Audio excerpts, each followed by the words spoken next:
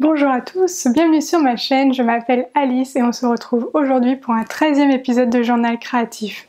Aujourd'hui, je vais vous parler de tricot et de couture. J'ai 3 projets tricot à vous montrer, dont 2 que vous connaissez déjà et un petit nouveau sur mes aiguilles. Et puis j'ai aussi réalisé pas mal de couture ce mois-ci et donc j'ai 2 projets à vous montrer. C'est parti!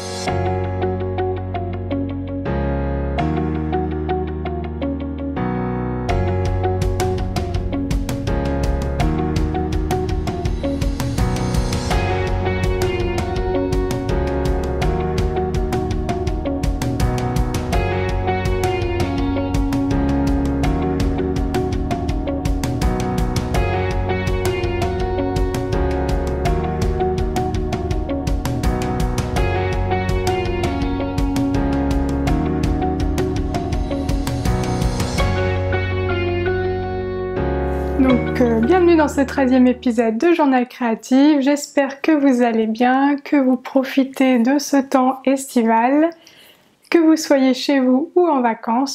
De mon côté, sur le mois de juillet, j'ai pas mal tricoté. Comme je vous l'avais énoncé dans le dernier épisode de Journal Créatif, j'ai pris quelques semaines de vacances. Donc j'en ai bien profité pour avancer mes tricots. Je suis un petit peu partie, donc j'ai eu du temps de voiture. Et donc ça me permet de bien tricoter. En revenant, j'ai eu quelques jours à la maison, donc ça m'a permis de coudre. Donc les vacances furent productives en termes d'activité créative quand même. Alors on va commencer par le tricot comme d'habitude et je vais commencer par vous parler un tout petit peu d'un des projets terminés ces dernières semaines. Donc il s'agit de mon châle La Montagne au Lama. Donc vous voyez ici plié, je l'ai bloqué, en même temps il me restait vraiment plus grand chose la dernière fois, dans le dernier épisode, la dernière fois que j'ai tourné. Donc je ne vais pas vous le déplier complètement pour vous réserver un peu la surprise quand le patron sortira. Le patron est en cours donc le châle est en cours de test avec quelques testeuses qui vont passer au crible le patron. Donc le test vient de commencer, donc j'espère que ça va bien se passer et que je n'ai pas trop fait d'erreur dans l'écriture des explications. Voilà, je vous le montre pas plus que ça, je peux vous reparler un petit peu de la laine parce que notamment j'ai fait différents échantillons. Donc moi je l'ai tricoté dans une base donc 100% alpaga que j'ai acheté dans les Vosges dans une ferme qui s'appelle le Coucheta où sont élevés des alpagas et des lamas. Donc j'ai fait un échantillon avec cette laine et je voulais trouver une base comparable et j'ai repéré donc celle-ci sur le site de Fonty. Hop, comme ça c'est mieux. Donc la base 100% alpaga de Fonty qui ressemblait en termes de poids et de texture. Et donc j'ai fait un échantillon avec les deux. Je sais pas si je vais réussir à vous montrer. Alors, donc j'ai fait un échantillon avec les deux. Donc en bas c'est la laine que j'ai achetée à la ferme et en haut c'est l'échantillon avec la base Fonty. Donc elle est un tout petit peu plus fine, j'ai l'impression, elle est un tout petit peu plus fine la base Fonty, mais l'échantillon est le même, j'ai réussi à avoir le même échantillon avec des aiguilles 3,5. Donc et après en termes de texture c'est pas tout à fait la même chose non plus. La base Fonty est un petit peu plus douce. Je ne sais pas trop pourquoi, mais ouais, la Fonty est un peu plus douce après lavage que la laine que moi j'ai achetée, bien que les deux soient plutôt douces, mais la Fonty ouais, me paraît un petit peu plus douce. Donc c'est quand même pas exactement la même chose, mais ça se rapproche très fortement. Donc je sais que certaines testeuses ont prévu de faire leur châle avec la base Fonty. Donc, et puis j'espère voir d'autres couleurs pour voir un petit peu ce que ça donne, donc soit dans d'autres bases et aussi dans d'autres couleurs. Donc voilà pour le châle La Montagne au Lama. Donc comme je vous ai dit, je vous en reparlerai en septembre lors de la sortie du patron. Je croise les doigts. Le deuxième projet tricot que je voulais vous montrer, donc c'est la couverture pour bébé Pinwheel Blanket de Beloved LT. C'est un patron payant que on peut retrouver sur Ravelry. Je ne sais pas s'il y a un site ou une boutique Etsy, je ne me rappelle plus, mais on peut au moins le retrouver sur Ravelry. Donc c'est une couverture pour bébé. Le patron donne des informations pour 3 tailles de couverture. Moi j'ai fait la plus petite. Donc j'ai une couverture qui mesure 75-80 cm de long par 50 à peu près cm de largeur. Donc voici ma couverture. Je ne vais pas réussir à vous la montrer en entier. Donc comme vous pouvez le voir, c'est un motif texturé donc de moulin. Je vous en avais déjà parlé la dernière fois, donc qui se fait grâce à un jeu de mailles endroit et mailles envers. Donc on a un diagramme pour nous expliquer quand faire les mailles endroit et quand faire les mailles envers pour obtenir ce motif. Mais c'est assez intuitif, donc une fois qu'on a fait les 2 premiers carreaux, on n'a plus besoin du diagramme. Et si on a un doute, on regarde dans quel sens on doit partir en regardant les carrés précédents. Donc ça c'est assez pratique. Ce fut mon projet que j'avais emmené avec moi pendant les vacances pour pouvoir le terminer rapidement. Et donc c'était mon projet voiture notamment. Donc c'est assez... voilà, pas besoin d'avoir plein de papiers. Là au moins j'étais sûre de pouvoir avancer et de pas me tromper. Et donc la couverture est bordée de points mousse. Une bordure de points mousse. Tac, en haut sur les côtés. Et donc moi j'ai apporté une petite différence quand même par rapport au patron. Sur la bordure, j'ai fait une maille, donc je n'ai pas tricoté la première maille, donc ça fait une bordure comme ceci. Je ne sais pas si je vais réussir à vous montrer.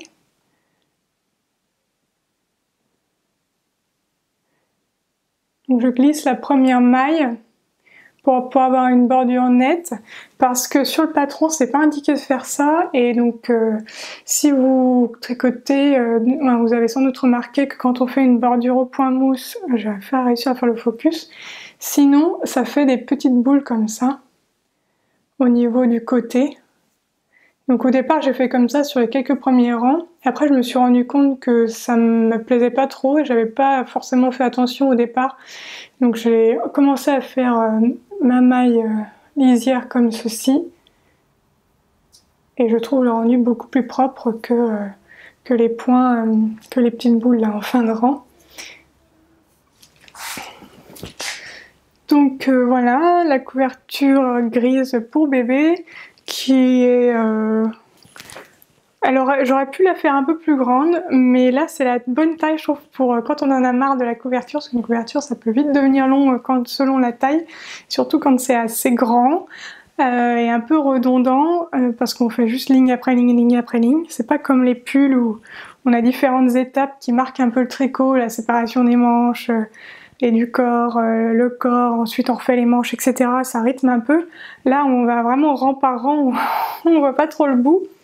Ce qui me tenait on va dire en haleine, c'est voir l'avancée des pelotes qui défilent, parce que ce sont des petites pelotes de 50 grammes. Donc pour rappel, si vous n'avez pas vu l'épisode précédent, donc c'est tout ce qui me reste. J'avais acheté 7 pelotes de la base bambou de chez Fonty parce que je voulais un fil avec facilité d'entretien, vu que c'est pour bébé. On a quand même souvent besoin de laver les choses et je ne sais pas trop si les parents du petit en question ont l'habitude d'avoir des objets en laine, donc je voulais pas quelque chose qui se lave à la main ou qui soit difficile d'entretien. J'ai choisi le gris parce que j'ai vu que ça faisait partie des couleurs de la chambre du petit. Et enfin, j'ai choisi la base bambou parce que je sais que c'est un fil plutôt hypoallergénique. Moi j'ai eu le cas, alors je sais que c'est pas forcément tous les bébés, mais ça représente quand même pas mal d'enfants, donc dans le doute je vais préférer prendre une fibre plutôt hypoallergénique. Pas de l'acrylique, pas de la laine, de la pure laine, parce que ça peut irriter les petits avec des peaux sensibles, les enfants qui ont de l'eczéma. Donc là comme ça je suis sûre à 100% que c'est adapté à sa peau et qu'il ne va pas faire des grosses plaques rouges. Ça m'embêterait quand même auprès des parents qu'ils ne puissent pas l'utiliser parce que ça abîme la peau de leur petit. Donc en tout cas qu'ils fassent une réaction allergique. Donc là du coup le bambou c'est parfait, que ce soit bambou, coton.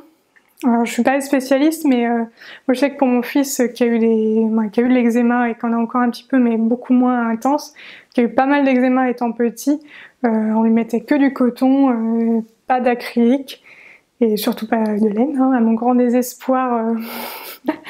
Je vous avais dit dans quelques épisodes précédents, je pense, qu'il y avait un petit pull en laine, le pull arc-en-ciel je me rappelle plus de son nom, de la créatrice de la marque Dererum Natura. Donc elle a fait un patron de petits pulls pour un bébé avec des rayures arc-en-ciel que je trouve trop mignon, mais c'est quelque chose que je ferai jamais pour mon fils ou même pour un potentiellement futur enfant, parce que en tout cas pas dans la laine, justement parce que je sais qu'il est sensible à ça et que du coup ça sert à rien de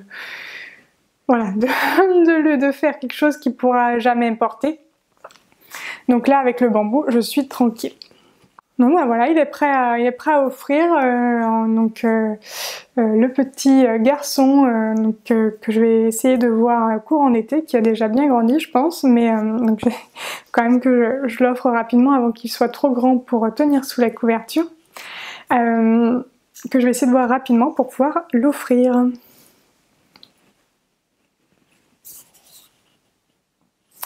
Donc ça c'était mes deux projets terminés. Donc le châle La Montagne de la Main il me restait pas grand chose, mais la couverture quand je vous l'ai montré la dernière fois je pense que j'avais fait peut-être un quart. Donc j'ai bien tricoté pendant les vacances. Et puis une fois que j'avais fini ces deux projets, je me suis permise de monter un nouveau projet. Je vous avais dit la dernière fois que je voulais essayer de vraiment finir des projets avant d'en monter d'autres pour essayer de réduire le nombre d'encours. J'ai pas été jusqu'à finir le petit pull lilas, hein, bien entendu, mais j'ai déjà quand même fini la couverture avant de commencer quelque chose d'autre. Ce qui est déjà pas mal parce que l'envie de monter de nouveaux projets était plutôt importante, et notamment pendant ces dernières semaines est sorti le Lady Downtown de Triple L de Mag. J'avais déjà bien eu envie de participer au test quand elle le tricotait, quand elle avait fait l'appel, mais je me suis raisonnée, on va dire, pour ne pas participer, pour ne pas donner ma candidature pour ce test, parce que je ne voulais pas me relancer aussitôt dans un test après le Lady Agatha, parce que c'est assez je vais dire contraignant, mais oui quand même contraignant en termes de temps à y passer sur le tricot sur le mois en question, parce que les tests durent environ un mois, et donc en un mois il faut avoir fini tout le pull normal, et donc ça veut dire que je dois vraiment me concentrer uniquement sur ce projet, et voilà, après l'avoir fait sur le mois de mars, j'avais pas envie de le faire aussi de façon aussi rapprochée. Je ne sais plus quand a eu lieu le test, mais pour une sortie je sais plus s'il est sorti il est sorti début juillet, donc le test a dû avoir lieu quand même sur mai ou juin ou quelque chose comme ça, donc c'était quand même assez rapproché par rapport au mois de mars à mon avis. Donc mais bon, j'avais bien eu un coup de cœur quand je l'avais vu et là je l'ai mis sur mes aiguilles. J'en ai profité pour faire une petite commande chez une teinturière indépendante dont je n'avais jamais encore testé les fils. Il s'agit de Madeleine et Philibert. Donc je vous parle tout de suite de mon Lady Downtown. Alors comme je vous disais, donc je le tricote dans une laine Madeleine et Philibert. Oula. Il est rose, oui c'est sûr, Marc, c'est pas aussi ouais c'est plus comme ça.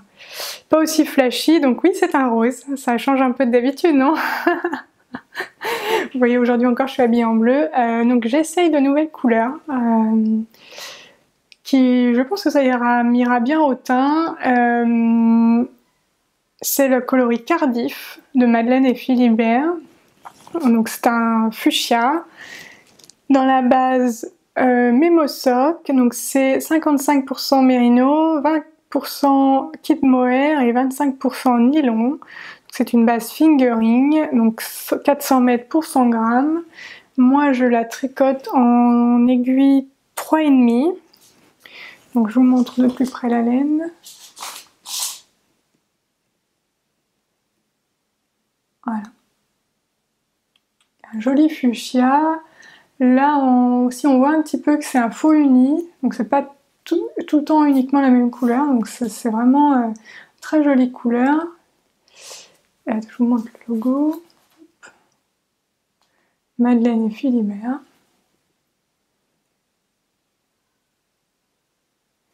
Donc j'ai choisi de m'aventurer dans des nouvelles couleurs pour tricoter un pull.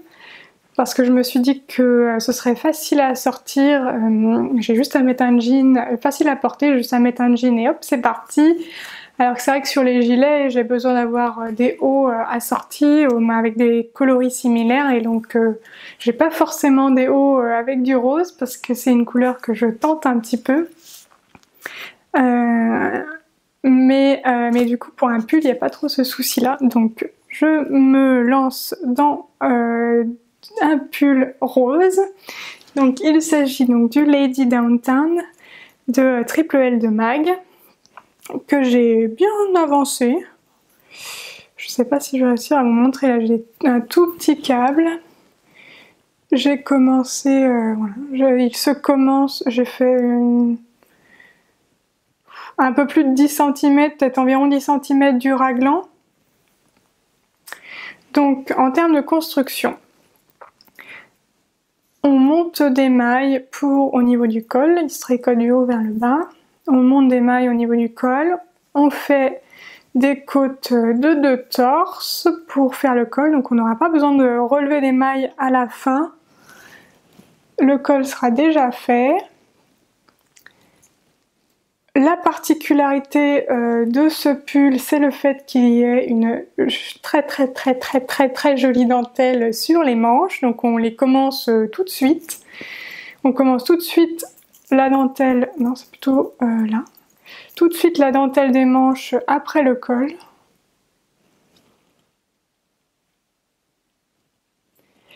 Et puis il y a aussi une dentelle qui se met en place sur le devant. J'essaie de vous la montrer. Hop. On fait j'ai oublié de vous dire qu'on fait des rangs raccourcis pour remonter le dos. Pour creuser l'encolure, donc on fait des rangs raccourcis. Alors, les rangs raccourcis en soi c'est pas compliqué. Je les ai fait à l'allemande comme je crois que je vous en ai parlé, oui dans la vidéo focus sur le top Kensia, je fais d'ailleurs je crois que c'est conseillé comme ça. Je crois que Magdalena fait aussi des rangs raccourcis à l'allemande. Donc désormais je fais des rangs raccourcis à l'allemande et je trouve ça plutôt simple et c'est vraiment invisible. La difficulté par contre de faire des rangs raccourcis et de gérer la dentelle en même temps, c'est que ça double le nombre de points finalement à devoir maîtriser. Ça double le nombre de points, c'est-à-dire qu'il y a 2 mailles ensemble, mais il faut à un moment donné du coup faire 2 mailles ensemble envers. par exemple, je connaissais, ça n'a rien à voir avec la dentelle, mais avec le raglan, on doit faire des augmentations intercalaires gauche et droite. Et par exemple, je n'avais jamais fait d'augmentation intercalaire gauche envers et augmentation intercalaire droite envers. Donc finalement, pour chaque point qu'on fait, il y a le contraire sur l'envers du tricot. Et donc ça double le nombre de points à maîtriser. Donc entre les raglans, la torsade et la dentelle, ça fait quand même pas mal de points, donc c'est pour ça que je ne conseille pas ce tricot pour des débutants. Si vous souhaitez faire un premier projet via les designs de Triple L de MAC, je vous conseille davantage le gilet Lady Agatha à faire avant, parce que notamment en plus il y a certains points qui reviennent, comme la petite torsade sur le raglan, que vous retrouvez aussi sur le gilet Lady Agatha. Je ne sais pas si je vais réussir à vous montrer. Voilà. Le raglan est formé par une mini torsade que vous avez également dans le Lady Agatha. Donc certains points se retrouvent sur les deux et le Lady Agatha est beaucoup plus adapté aux débutants. Alors bien que sur les deux patrons, Magdalena a cette volonté de bien accompagner, vraiment d'expliquer toutes les étapes, des vidéos généralement sur les points ou sur les techniques, et puis guide vraiment pas à pas.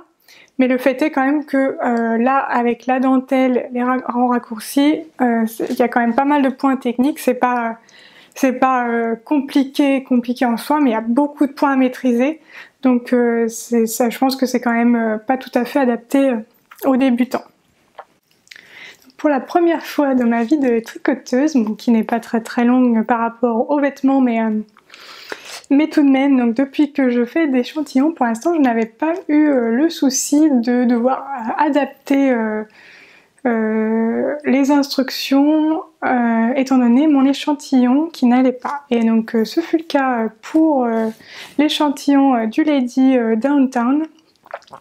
Donc je me suis retrouvée avec un échantillon de 24 mailles par 36 rangs, alors qu'était préconisé... Non, c'était l'inverse. Donc moi je me suis retrouvée avec un échantillon de 26 mailles par 36 rangs, contre indiqué dans le patron 24 mailles par 36 rangs. Donc je me suis dit c'est le moment de faire des petits calculs. Donc si on regarde, donc vu que j'étais bon en termes de rangs,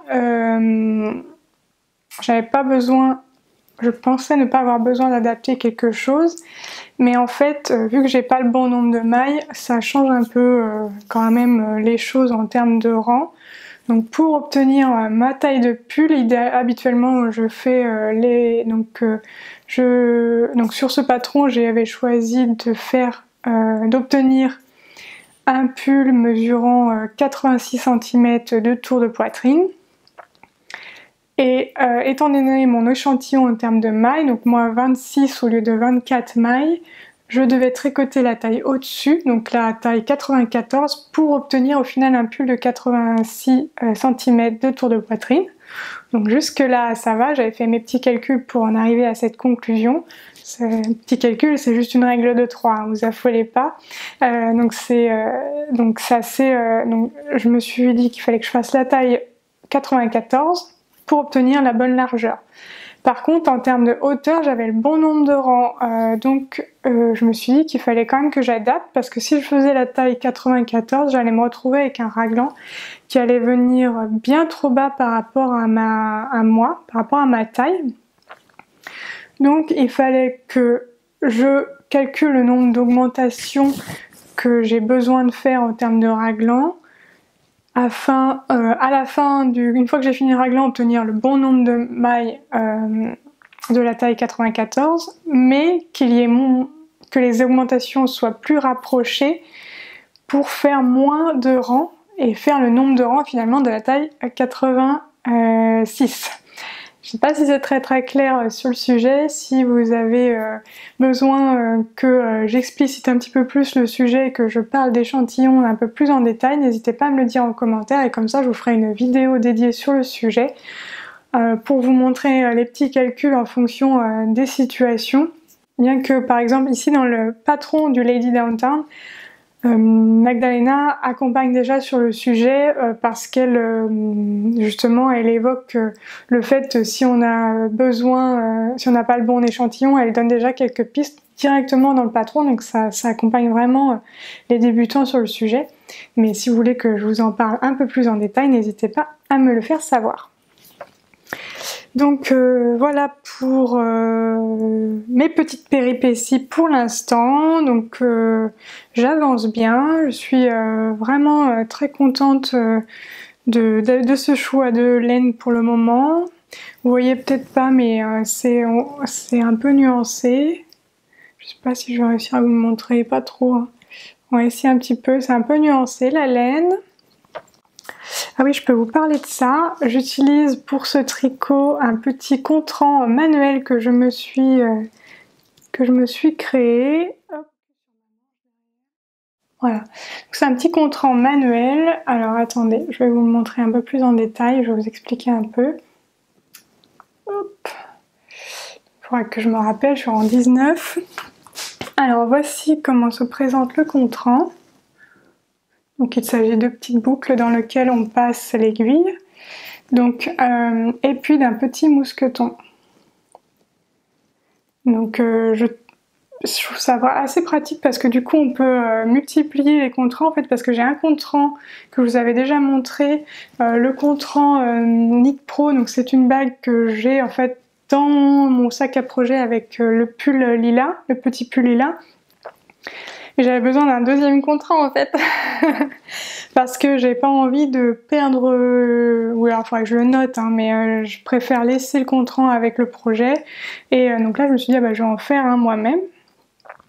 Donc c'est assez simple à réaliser. J'ai prévu de vous faire un petit tuto avec quelques accessoires tricot qu'on peut se faire soi-même, donc ça en fera partie. Donc le principe c'est qu'on a 10 petits anneaux, 1, 2, 3, 4, 5, 6, 7, 8, 9, 10. Moi j'en ai mis un différent au 5e, c'est un petit cœur. Décidément le focus c'est pas... Voilà, donc c'est un petit cœur au 5e, c'est juste pour pouvoir repérer plus facilement. Donc ça ce sont les unités. On va revenir en primaire, et ça c'est le petit mousqueton sert pour repérer les dizaines. Donc c'est à dire que moi si je le mets ici, ça veut dire que je suis à la... Hop. Si je le mets là, je suis à la 1, 2, 3, 4e dizaine, donc 40.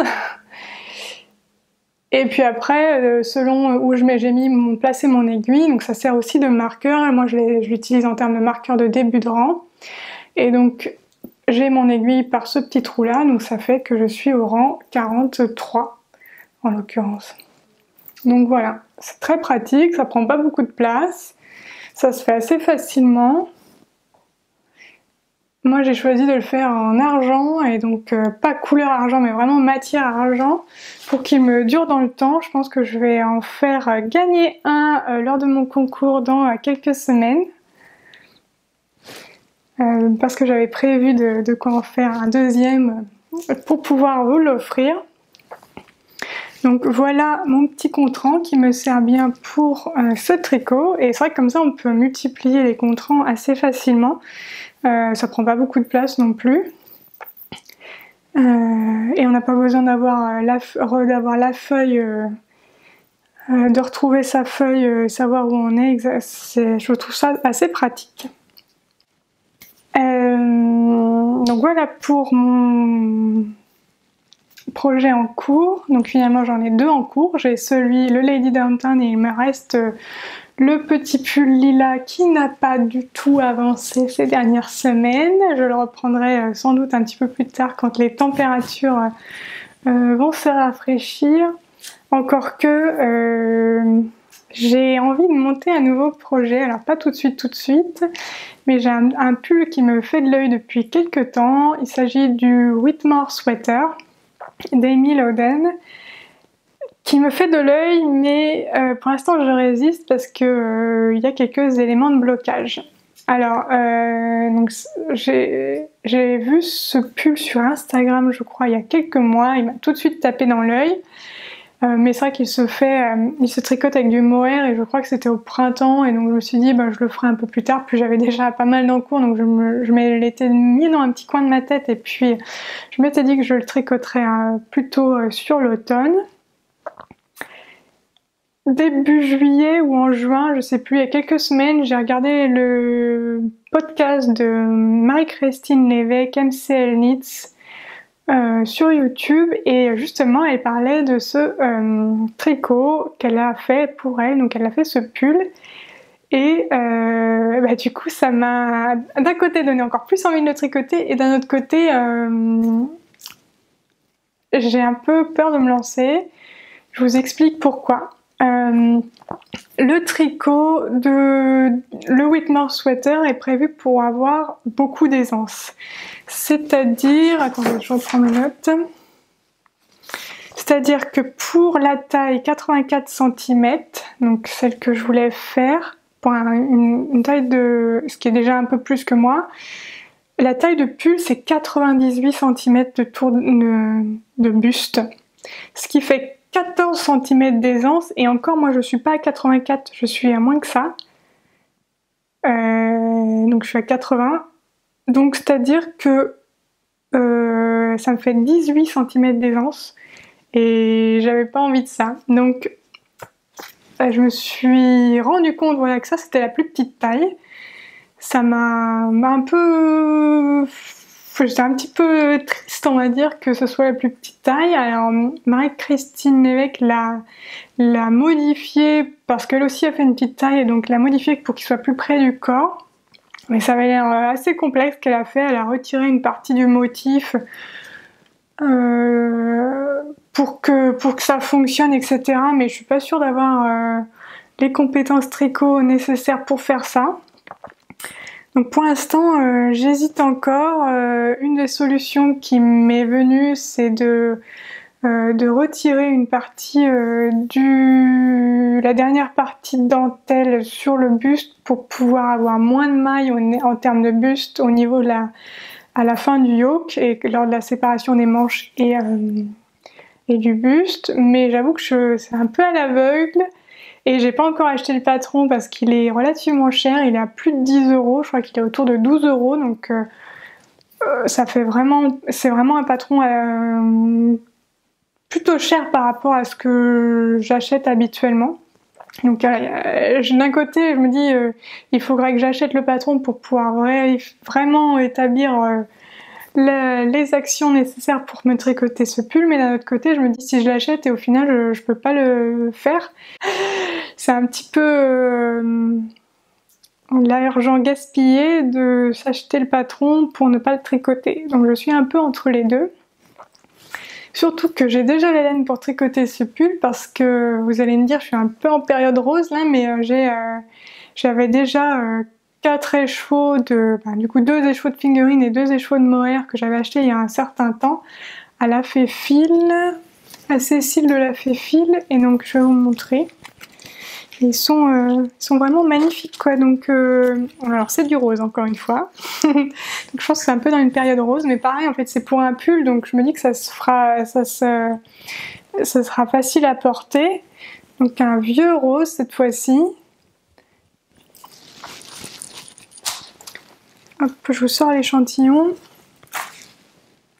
C'est un vieux rose, c'est le coloris Jeannette.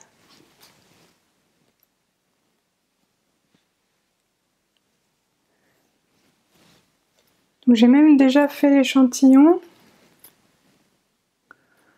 Et franchement j'ai trop hâte de tricoter ces écheveaux. Mais pour l'instant j'hésite encore. Je sais pas si si certains d'entre vous ont déjà tricoté le Whitmore Sweater.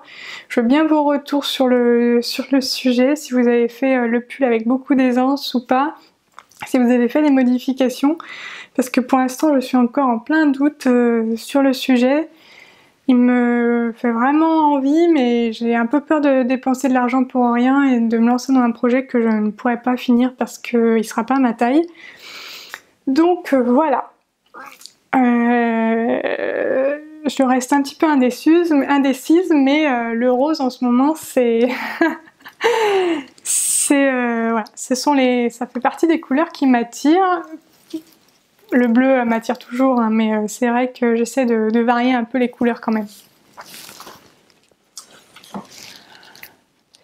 Donc voilà pour mes projets tricot et puis ce qui me fait envie dans les semaines, mois à venir. On va passer à la partie couture. Alors en termes de couture, j'ai un petit peu continué sur ma lancée des derniers mois, on va dire. Je poursuis ma couture de vêtements. Alors cette fois-ci, contrairement aux créations du mois de juin, donc que je vous ai présenté au dernier épisode, il ne s'agit pas de sur-mesure, mais parce que je n'ai pas encore les cours sur ces bases en question, mais ça devrait venir courant automne ou voilà, ou prochainement. Voilà, je pense à l'automne, je vais reprendre les cours et puis on verra ce que je pourrais faire à ce moment-là en termes de création sur mesure. Mais donc là je suis partie d'un patron, en l'occurrence donc je me suis cousu une robe, c'est la robe réglisse de d'Irendo. Donc pour la petite histoire, je voulais coudre une robe pour un mariage auquel je vais assister courant août, donc celui de ma belle-sœur et de mon beau-frère. Et donc j'ai choisi de faire cette robe en utilisant le patron de la robe réglisse. J'ai d'abord fait cette première version et puis je vais me faire une deuxième version par la suite qui sera la robe que je porterai au mariage. Mais en l'occurrence, je voulais d'abord vérifier que le patron m'irait avant de couper dans le joli tissu que j'ai acheté récemment. Donc ici, alors pas que celui-là ne soit pas joli, hein, j'en suis très contente et je porterai bien entendu cette version. Mais le tissu prévu pour la deuxième version est un peu plus cher, on va dire. Donc voilà, je voulais quand même être sûre avant de couper dedans que le patron m'allait. Donc c'est une sorte de toile mais que je vais vraiment porter, cette première version. Donc la robe réglisse, c'est une robe avec un col V, il y a des petits mancherons et c'est une taille élastiquée, mais elle est... la robe est de base un peu cintrée, c'est pas comme celle-ci. Donc moi là aujourd'hui je porte la robe Palma qui est moins cintrée à la base. Et donc là de base le corsage est un peu plus centré. Et puis ensuite il y a une grande jupe en termes d'envergure, on va dire. Je vous montrerai ça sur la vidéo, ce sera plus parlant la vidéo portée. J'ai fait quelques modifications. Donc déjà de base, pour cette première version, je voulais la simplifier au maximum. Je voulais d'un côté simplifier, d'un autre côté faire des modifications, ou en tout cas que les deux versions soient pas tout à fait identiques, pour pas... Alors bien qu'avec des tissus complètement différents, ça n'a rien à voir, mais quand même pour pas que ça se voit trop que ce soit le même patron, on va dire. Donc à la base, je voulais enlever les mancherons, mais finalement, je m'y suis prise un petit peu... Enfin, j'ai pas lu à l'avance et donc ça compliquait plus la chose d'enlever les mancherons, donc je les ai gardés. Je verrai pour potentiellement les enlever sur la deuxième version. J'ai fait en un seul morceau le corsage et le dos, parce que initialement c'est prévu en 2 morceaux de tissu. Donc j'ai également doublé la robe, que ce soit sur le corsage ou sur la jupe. Notamment parce que le tissu est un tout petit peu transparent quand même, mais surtout parce que c'est du synthétique et donc très électrostatique et désagréable donc en termes de portée, je trouve personnellement sur la jupe. Ce qui est vraiment bien avec ce patron, c'est que donc déjà les explications sont très claires sur le patron. Moi je l'ai imprimé, donc j'ai pris la version PDF que j'ai donc imprimée, collée, décalquée, etc. Donc le livret accompagnant le patron est très bien expliqué, je trouve. J'ai pas du tout eu de soucis pour suivre et pour comprendre ce qui était demandé. Où je voulais en venir avec cette histoire. Et ah oui, et en plus sur le blog de d'Irendo, il y a des tutos pour modifier certaines choses, donc notamment pour doubler, pour retirer, un article de blog qui explique comment couper le tissu en un seul morceau, du corsage et du dos. Il y a différentes modifications qui sont expliquées sur le blog, donc je trouve que ça fait vraiment des ressources qui sont super appréciables quand on est débutante en couture de vêtements. Un point que j'ai fait et qui n'est pas indiqué, c'est que j'ai fait une sous-piqûre au niveau de l'encolure. C'est ma nouvelle lubie en termes de couture. Donc j'aime beaucoup le rendu, je trouve ça propre et sans prise de tête, contrairement à une surpiqûre qui est bien plus compliquée pour moi à aborder parce qu'il faut vraiment être super aiguillé. Donc je trouve ça beaucoup plus facile à faire une sous-piqûre. Donc ça j'ai fait ça comme modification par rapport au patron. C'est un tissu donc bleu marine avec des petits oiseaux colorés que j'ai acheté via le site Couturette il y a quelques temps, voire peut-être même plusieurs années, je ne sais plus trop, mais il y a un petit moment. C'était la première fois que je faisais des fronces, mais bon, c'est pas une grande réussite, il faudra que je m'améliore sur la deuxième version. Qu'est-ce qu'il y a d'autre en termes d'éléments techniques? Il y a des pinces aussi sur le devant. Alors du coup j'ai hâte, elles sont pas tout à fait adaptées à ma morphologie, donc j'ai hâte de faire le cours sur la base avec les pinces d'Harmonie Couture pour pouvoir placer les pinces comme il faut, adaptées à ma taille, adaptées à ma morphologie. J'ai eu quelques petits soucis, quand j'ai voulu attacher la ceinture à la jupe, c'était pas la même taille, je ne sais pas trop pourquoi, donc j'ai fait un petit pli sur le devant de la jupe et sur le dos, je ne sais pas trop pourquoi.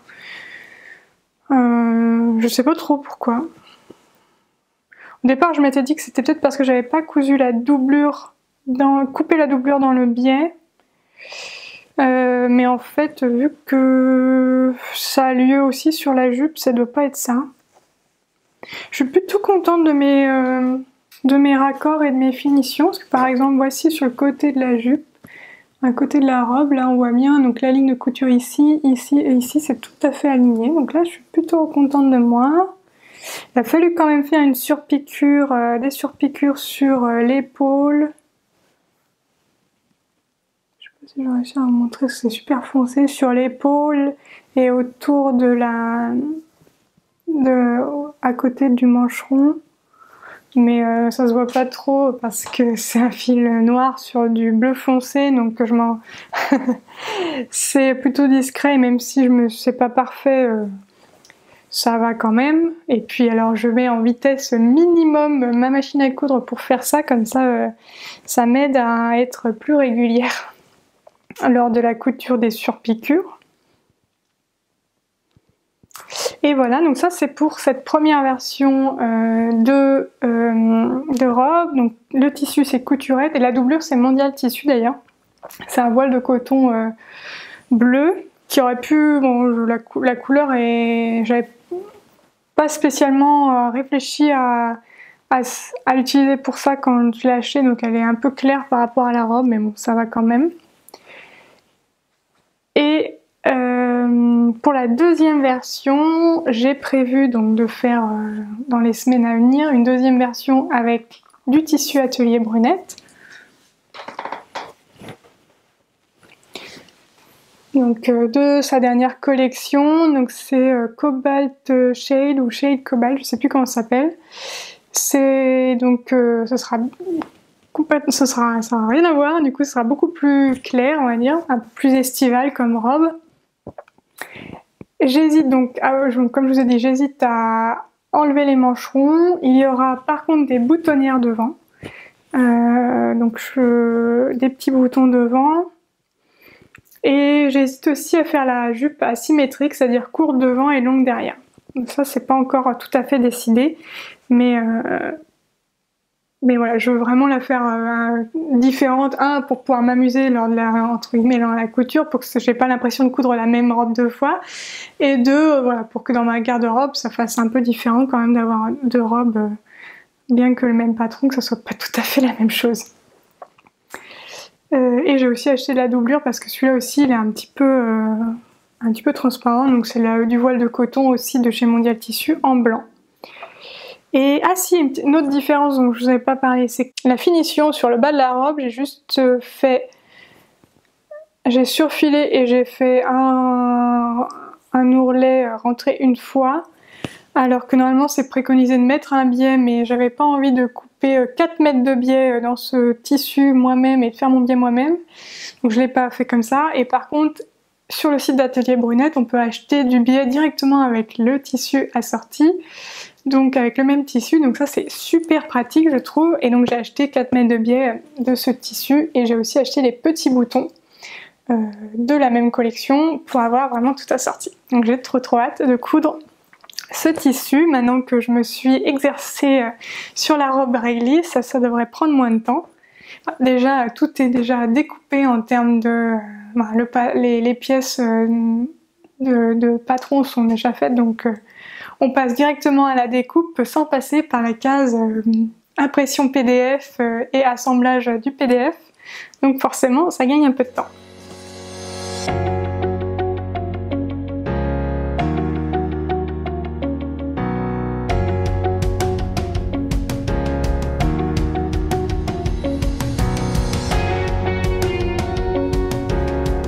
Et puis je me suis fait un deuxième projet en couture qui n'est pas tout à fait terminé, mais je vous en parle quand même parce qu'il manque plus grand chose. Potentiellement je vous le remontrerai plus tard quand il sera terminé. Il s'agit d'un tablier. Oui, c'est pas très, ça n'a rien à voir avec une robe du coup, mais il s'agit d'un tablier que j'ai réalisé dans un tissu assez épais, double natté coton lin. Donc le tissu il est blanc avec blanc et vert, donc c'est assez pâle. Bon, vous voyez bien les plis, c'est pas facile à repasser. Donc voilà un petit tablier pour faire... je sais pas encore si je vais l'utiliser pour faire du bricolage ou si ça va être plutôt pour la cuisine. Mais ça faisait un petit moment que je voulais me coudre un tablier. Je cherchais un tablier japonais. J'aime beaucoup la fermeture en croisée derrière. Alors, je vais vous mettre une vidéo, ce sera plus clair. Une vidéo du tablier porté, ce sera beaucoup plus facile à vous montrer. J'aime beaucoup la fermeture des tabliers japonais croisés derrière avec pas de nœud. Parce que franchement j'ai l'impression que les tabliers, quand on fait un nœud, ça s'en va toujours au bout d'un moment. Donc là on est sûr que rien va tomber et que c'est pas quand on est en train de faire de la peinture que le nœud se défait et que on doit le refaire avec les mains toutes sales. Donc là en l'occurrence pas de risque. J'ai regardé sur Pinterest pour trouver des patrons. Je me suis finalement rabattue sur un patron donc uniquement en anglais. C'est The Maria Apron de Maven Patterns, que je vous mettrai le lien bien entendu dans les notes de mon podcast sur mon blog. Donc le fait que ce soit en anglais c'est un petit peu dur quand même, et j'ai trouvé que c'était pas très clair les explications. Juste avant j'avais fait la robe réglisse de Direndo et les explications c'était limpide. Là j'avoue que j'ai dû me creuser la tête plus d'une fois pour comprendre ce qu'il voulait dire. Je pense que le fait que ce soit en anglais ça y est aussi pour quelque chose, parce que bien que j'ai pas de difficulté à comprendre l'anglais, les termes de couture me sont pas forcément aussi familiers qu'en français, donc je pense que ça a pas aidé, mais le fait est que j'ai quand même eu quelques difficultés à comprendre ce qu'on voulait que je fasse. Donc il me reste à coudre les poches, que je n'ai pas fait encore. Il y aura 2 grandes poches sur chaque côté. Qu'est-ce que je peux vous dire de plus? Ouais, j'avais trouvé un patron en français mais la forme me plaisait moins, donc je me suis dit allez tant pis, je fais celui en anglais, c'est pas grave. Et au final je suis très contente du résultat. Donc voilà, j'ai mon grand tablier pour pouvoir bricoler ou cuisiner. Et donc c'est un tissu double natté que j'ai aussi acheté chez Mondial Tissu d'ailleurs. Donc voilà, pour mes projets tricot et couture des dernières semaines. J'espère que cette vidéo vous a plu. J'ai quelques tutos de prévus dans les semaines à venir et puis bien entendu il y aura la vidéo concours courant août, on va dire dans 2-3 semaines pour fêter l'anniversaire de cette chaîne YouTube. Donc la chaîne va avoir 1 an et puis il y aura aussi, le concours va être élargi un petit peu aussi sur Instagram. Donc je suis en train de préparer cela. Il y a déjà quelques jolis lots qui sont en cours de préparation. Moi j'ai prévu de vous faire quelques petites surprises et notamment voilà, le compte-rendu que je vais offrir à l'un ou l'une d'entre vous. Voilà, j'ai encore pas mal de travail à ce sujet-là. Donc quelques tutos qui vont sortir. Si vous avez des envies de tutos tricot, couture, perles, etc. que vous souhaitez que je prépare pour l'automne, parce que je suis en train de préparer ce que je vais faire donc, pour les semaines et mois à venir, donc n'hésitez pas à me les envoyer. Donc soit dites-le moi en commentaire, soit vous pouvez aussi m'envoyer un mail pour me demander des tutos. D'ici le prochain journal de créatif, je vous souhaite un joli mois d'août. Tricotez bien, cousez bien et puis je vous dis à bientôt pour de nouvelles aventures créatives. Salut.